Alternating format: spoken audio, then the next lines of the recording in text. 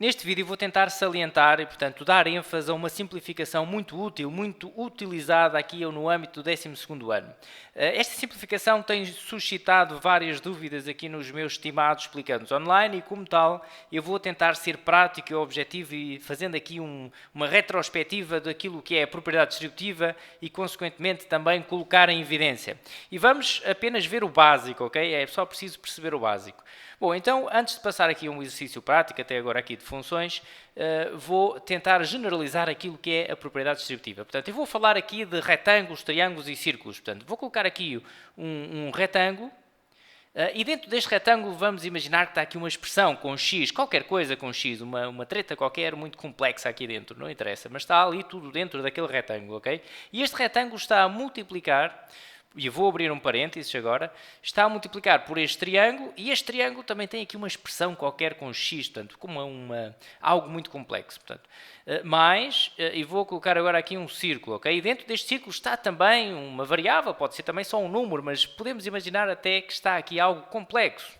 Bom, não interessa. O que está aqui dentro do retângulo é o que está lá, dentro do triângulo é o que está lá dentro e dentro do círculo é o que está lá dentro. O que é que eu posso imaginar aqui? O que é que eu posso fazer para simplificar esta expressão que eu aqui tenho?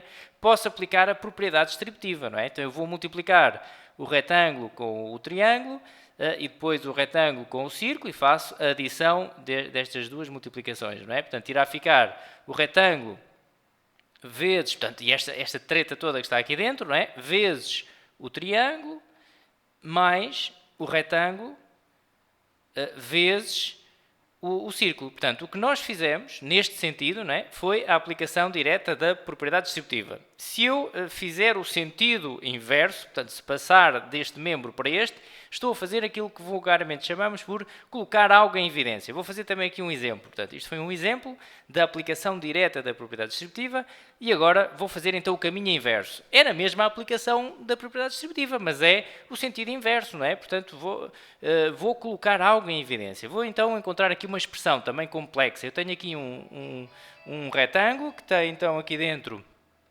muita tralha, não é? Vezes, e agora vou multiplicar aqui por um círculo, por exemplo, vou inventar outra expressão, vezes, vou colocar aqui um trapézio, ok? Vezes um trapézio, tem aqui também muita coisa, e agora menos, vou fazer aqui uma subtração, menos, vou colocar aqui um triângulo, vou colocar também aqui vezes um círculo, não é? Um círculo, vezes um trapézio também. Atenção, quando eu falo em trapézio, este trapézio é igual àquele, ok? Supostamente é igual. O triângulo, aqui não tenho triângulo, portanto, o círculo também é igual. Tenho aqui um círculo, tenho outro círculo, estamos a supor que é o mesmo, ok?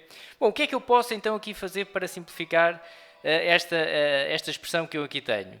Bom, em princípio, não é que seja necessário ser sempre assim, mas em princípio vamos nos preocupar com o básico, vamos nos preocupar em colocar em evidência algo que esteja em comum aos dois termos. Nós, em limites, vamos ver muitas vezes que poderemos colocar em evidência coisas que não estão em comum, mas primeiro vamos perceber este conceito básico. Nós temos aqui uma subtração, o que é que existe em comum a estes dois termos da subtração?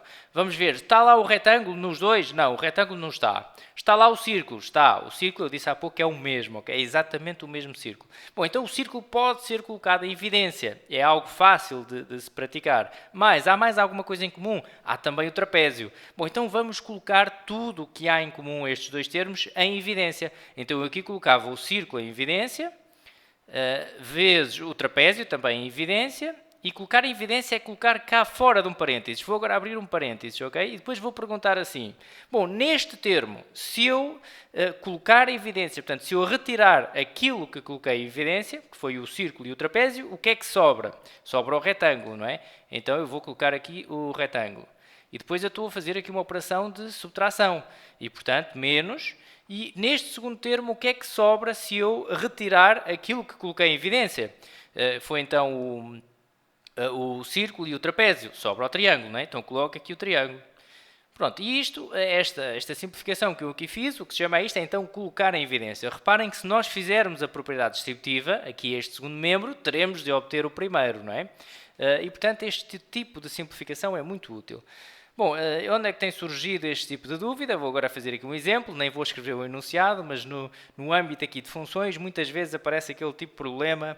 Bom, encontra uma expressão que nos dá o valor do capital acumulado, 1000 euros, por exemplo, vamos supor que uma pessoa colocou 1000 euros a render num banco, a uma taxa de juro, vamos escrever aqui taxa de 2%, ok? Ao fim de N anos, quanto dinheiro é que tem acumulado?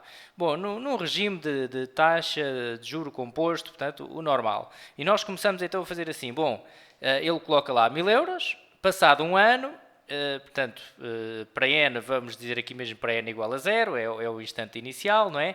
Passado um ano, quanto dinheiro é que ele lá tem? Então dizemos que tem 1000 euros mais 2% destes 1000 euros, não é? E 2% de 1000 euros calcula-se fazendo 1000 vezes 0,02.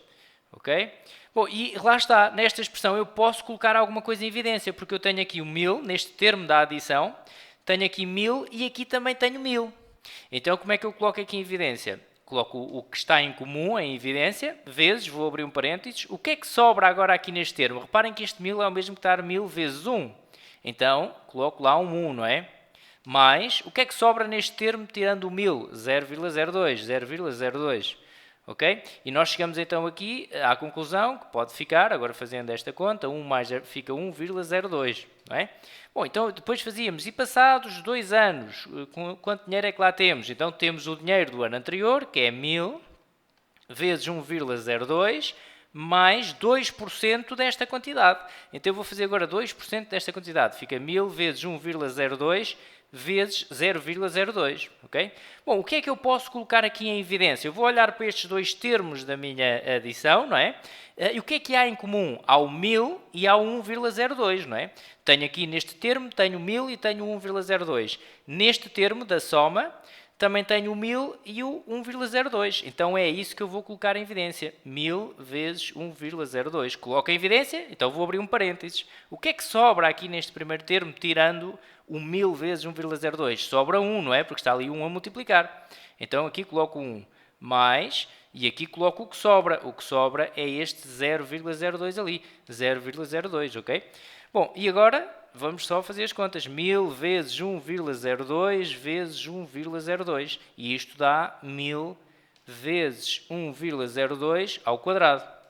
Ok? Bom, e depois generalizávamos. Bom, se para n igual a 1 me deu 1000 vezes 1,02 elevado a 1, se para n igual a 2, passados os 2 anos, me deu 1000 vezes 1,02 elevado a 2, então, para n anos, eu vou obter 1000 vezes 1,02 elevado a n.